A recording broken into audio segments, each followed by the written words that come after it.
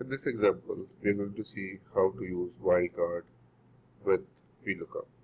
So what I'm going to do is, I wanted to enter the number of the address and I wanted to pull the square footage of that address.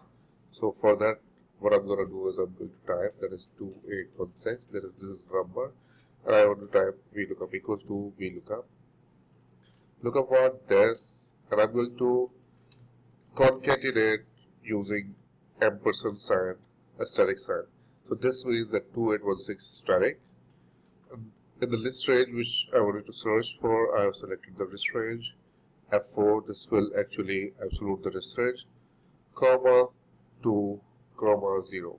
If I press enter, you can see that it is giving me the square foot of 2816, that is 2043. If I type 2855, for example, you can see that 4927 is 2855's square foot.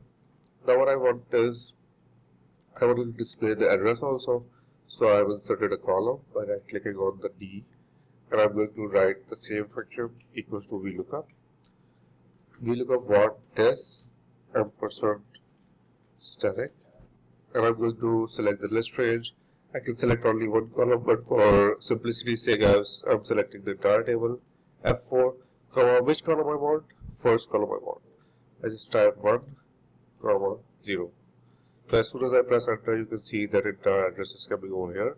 I'm going to test it again. 16127. You can see that entire address is coming over here and square feet are coming over here. Thank you so much.